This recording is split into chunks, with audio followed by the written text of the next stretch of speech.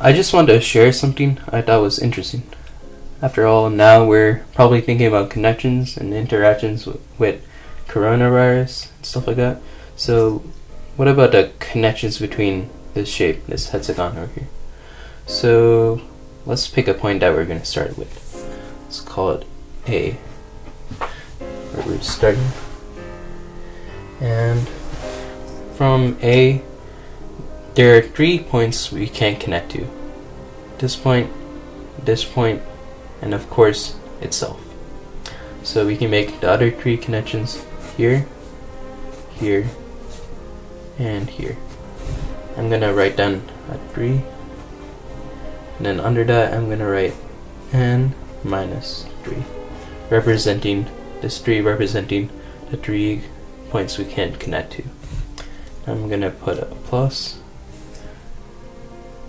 and then we're gonna move on to this point. So it can't connect to this point here, itself. So again, we're gonna get 3. So just as we see, there's gonna be 3 connections here, here, and here. So that again is gonna be n minus 3. And now this is where it gets interesting, because for this point, you can't connect to this point, or itself.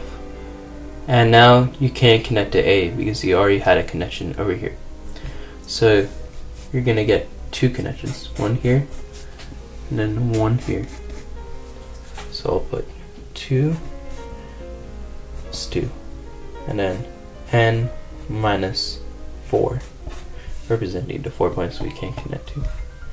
And then finally this point over here can't connect to this one, or the rest of these points.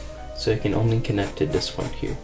So that's going to be plus 1, n minus 5. So we can add them all up over here. 3 plus 3 plus 2 plus 1, 6, 8, 9 equals 9.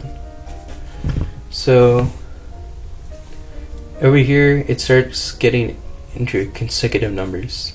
They're all 1 off from each other, and this 3 is the same as this 3. So what if we can make it a little simpler?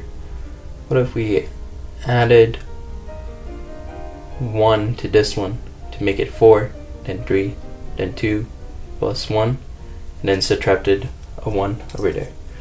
So this one's going to be, erase that, 4 plus 3 plus 2 plus 1 minus 1, and that's still going to be a 9. It's just that all these are now consecutive numbers. And an easy way to represent consecutive numbers is using the triangle numbers. So we got the expression a times a plus 1 over 2. So I'm going to put triangle number.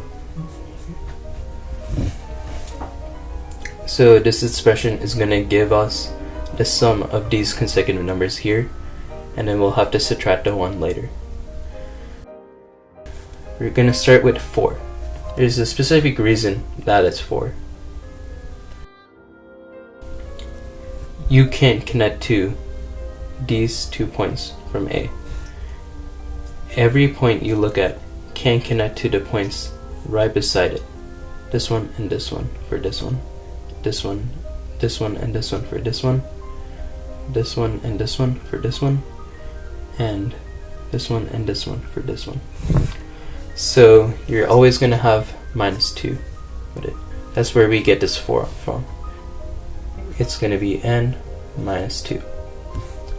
So when we input n minus 2 into our expression over here, we're going to get n minus 2 times n minus 2 plus 1. We're going to simplify that in a second. Divided by 2. Alright. So this is the same as writing n minus 2 times n minus 1 all over 2. And then we need to remember that -1 from here, -1. And this should be our general term, our general formula for finding the amount of connections for any amount of sides here. So let's just input sits, see if it works. 4 times 5 over 2 minus 1 should equal 9, where you get 20 divided by 2, which is 10, minus 1 equals 9. That's the amount of connections we have here. So for a 5-sided figure, we're going to get 3 times 4 divided by 2 minus 1 is going to give us 12 divided by 2, which is 6, minus 1 is going to give us 5 connections. We can check that by looking into 5-sided shape, pentagon. Here we're going to get 1, 2, 3, 4, and the last one is going to be 5. So 5 connections here lines up with our general formula that we found over here.